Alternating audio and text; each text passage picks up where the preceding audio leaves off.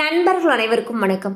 இன்னைக்கு நம்ம இந்த வீடியோல தமிழகத்தில் 18 மாவட்டங்களில் மீண்டும் கனமழை என்ற தகவல் வெளியாகி இருக்கு. ஸோ அதை பத்தி தான் இப்ப நம்ம பார்க்க போறோம்.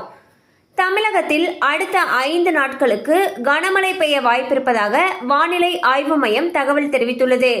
அந்த வகையில் தமிழகத்தில் அக்டோபர் 3ஆம் தேதியான வியாழக்கிழமையன்று 18 மாவட்டங்களில் கனமழை பெய்யக்கூடும் என்றும் சென்னை வானிலை ஆய்வு மையம் தகவல் தெரிவித்துள்ளது.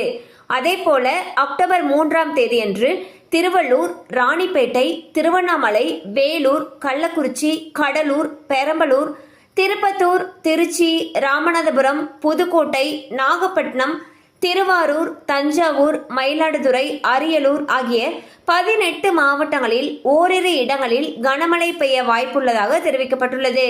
மேலும் கேரளா, தமிழகம், தெற்கு கர்நாடகா, ஆந்திர பிரதேசம், ராயலசீமா ஆகிய பகுதிகளில் வடகிழக்கு பருவமழை இயல்பை விட அதிகமாக பதிவாக வாய்ப்புள்ளது. வட தமிழகத்தில் இயல்பை விட அதிகமாகவும், தென் தமிழகத்தில் இயல்பை விட குறைவாகவும் வடகிழக்கு பருவமழை பதிவாக வாய்ப்புள்ளது என்றும் தெரிவிக்கப்பட்டுள்ளது. ஸோ பார்த்தீங்கன்னா தமிழகத்தை பொறுத்த வரைக்கும் அடுத்த 5 நாட்களுக்கு பல மாவட்டங்களில் கனமழை பெய்ய வாய்ப்பு இருப்பதாக சென்னை வானிலை ஆய்வு மையம் தெரிவிச்சிருக்காங்க. அது மட்டும் இல்லாமல் இந்த ஆண்டு வரக்கூடிய வடகிழக்கு பருவமழையானது வட தமிழகத்தில் இயல்பை விட அதிகமாகவும், தென் தமிழகத்தில் இயல்பை விட குறைவாகவும் பதிவாக வாய்ப்பு இருப்பதாகவும் கணிச்சிருக்காங்க. கண்டிப்பாக அந்த அப்டேட் உங்களுக்கு பயனுள்ளதாக இருந்திருக்கும் நம்புகிறோம். மேலும் இது போல அப்டேட்ஸ் உங்களை உடனே ரீச் ஆகணும்னு நினச்சிங்கன்னா நம்ம சேனலோடு தொடர்ந்து இணைந்திருங்க.